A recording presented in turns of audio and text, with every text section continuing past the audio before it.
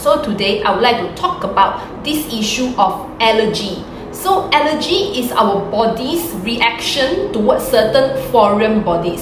Sometimes it may even mean that the body is reacting to its own cells. So certain people, when they have the tendency to develop allergy, this is called atopy, and it classically comes in three types of illness. It's associated with your skin eczema, bronchial asthma, as well as allergic rhinitis.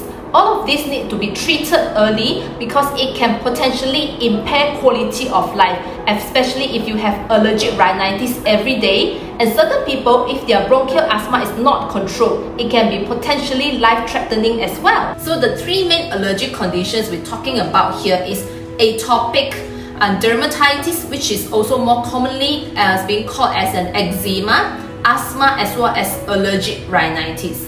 So all these three conditions can be quite difficult to manage, and if you have them, please do consult your medical practitioners so you can be started on certain treatment as soon as possible. Let's just briefly talk about eczema. So eczema, what happens is the skin become very dry and itchy, so you tend to scratch, and what this leads to is more inflammation and more skin barrier breakdown, and this goes into a vicious cycle.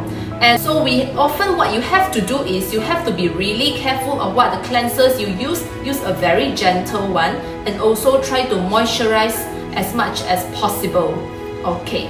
And besides that, what about asthma? So asthma, the important thing is to avoid the certain triggers which can trigger off your asthma symptoms.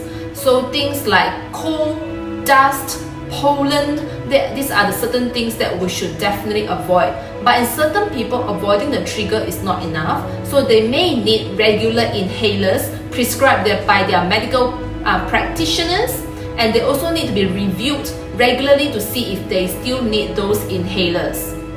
Allergic rhinitis on its own is not immediately life-threatening, but it can also cause a lot of impact quality of life, because a lot of them, when they have a lot of runny nose and sneezing, this can lead to impaired sleep and also a poor efficiency when they're at work.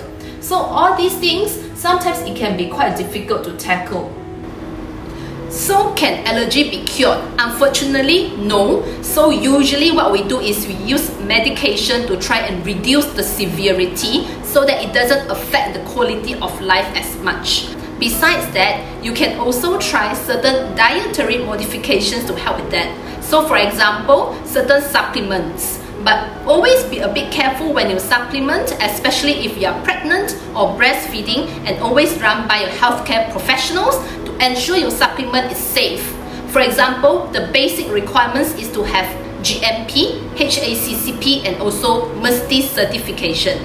So I have this Elegigo product here. So it contains a few products, for example, perilla seed extract and also quercetin.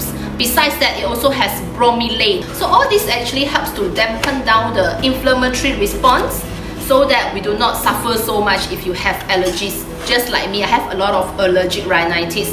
So what you do is, when you open up the box, it contains sachet like this, dilute it in 100 ml of water, and you can just drink it once a day. After 1 to 2 weeks of consumption, one may notice less runny nose, cough, and rash has started to improve.